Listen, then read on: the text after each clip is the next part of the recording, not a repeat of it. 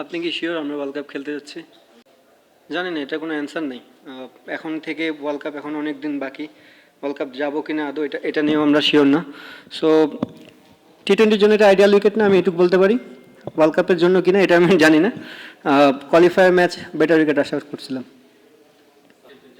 আপনি জানেন? আপনিও জানেন না, আমিও জানি না, সেম পেজে আছে।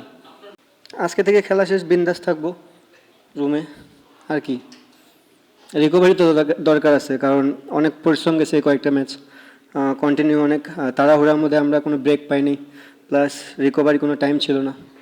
আপনি যখন ইন্টারন্যাশনাল ক্রিকেট খেলেন, একটা গেম খেলেন, দেন ব্রেক পান, রিকভারির সময় থাকে, স্ট্রেংথ অর্জনের সময় থাকে। বাট হোল বিপিএলে আমার মনে হয় না কেউ এই সুযোগটা পেয়েছে। স্পেশালি রংপুর টিম তো একদমই পায়নি, কারণ আমরা ব্যাক টু ব্যাক অনেকগুলো গেম খেলেছি। আনফর্চুনেটলি কোয়ালিফায়ার থেকে বাদ পড়ে গেলাম। সরি রংপুর যারা ফ্যান ছিল তাদের জন্য। তাদেরকে আমরা যে প্রত্যাশা তাদের থাকে সবসময়, সেটা পূরণ করতে পারি নাই। এবং এগেন সরি রংপুর ওনারদের জন্য, যে তারা যে আশা নিয়ে আমাকে এই দায়িত্বটা দিয়েছিল, তাদের আশাটাও পূরণ করতে পারলাম না। But at the same time জানি না, যদি ওয়ার্ল্ড কাপ যাই এই ব্রেকটা অনেক কাজে দিবে। কী অ্যান্সার দেবো ভাই এটার? টাফ দেখে দুইটা টিমই তো স্ট্রাগল করছে, এমন না যে ওরা 10 ওভারে গেম জিতছে, লাস্ট বলে যায় গেম জিতছে এবং 6 রান লাগতো। তার মানে বুঝাই যাচ্ছে যে উইকেটটা টাফ। অবভিয়াসলি নতুন বলটা অনেক চ্যালেঞ্জিং ছিল।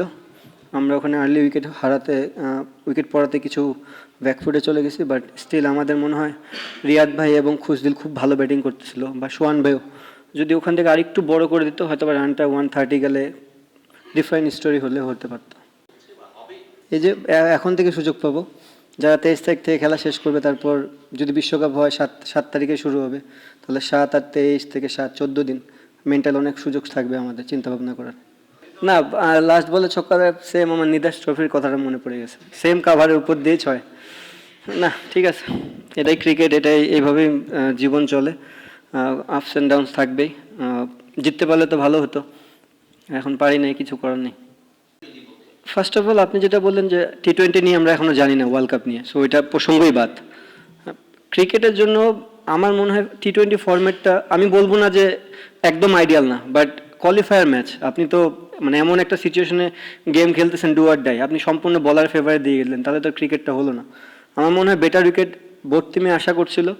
ম্যাচ আমরা হারতাম, সমস্যা নেই, বাট ক্রিকেটটা ক্রিকেটের মতন হলে মনে হয় একটু ভালো হতো। মানে সিচুয়েশনটা দেখেন ভাই, অনেক কিছুই লাইফে আইডিয়াল না, বাট সার্টেন টাইমে চলে আসলে ওটাকে গ্রহণ করে নিতে হবে। এই যে আমরা এতগুলো টি-20 ফরম্যাট খেললাম, ম্যাচ খেললাম বিপিএলই, এটাও তো আইডিয়াল না, বাট খেলতে তো হচ্ছে। এখন কি করবো বলেন? না, এটা কি অ্যান্সার দেবো? মানে সবাই তো বিপিএল খেলতেছেই, কিন্তু জিনিসটা এমন হতো যে খেলার বাইরে থাকতো, খেলতেছে, but at the same time যদি আপনি জানতেন যে আপনার গ্রুপ কে হবে, আপনি কোন দেশে যাচ্ছেন, এটা একটা হেল্প হতো। এখন যে জিনিসটা হাতেই নেই আমার, বা আমাদের ক্রিকেট ওভারঅল যতগুলো প্লেয়ার, আপনারা তো অলরেডি টিম জানেন যে কোন 15 জন যাবে, তো সেই 15 জনও এখনও জানে না যে আমরা কোন দেশে যাব বা কাদের বিপক্ষে খেলবো। আমার জায়গা থেকে আমি যেমন আনসার্টেন, সবাই আনসার্টেন। আমার মনে হয় পুরো বাংলাদেশই আনসার্টেন এই মুহূর্তে। সেফ না, সেফ না, সেফ না, নো অ্যান্সার। আমি বুঝতে পারছি আপনি কি প্রশ্ন করবেন, ওটা আমার জন্য সেফ না, নো অ্যান্সার। না অবশ্যই, আপনি যদি ওই যে 2 দিন আগে একটা প্রেসে মনে প্রশ্ন করছিল, পেন অ্যান্ড পেপারে আমরা অনেক ভালো টিম।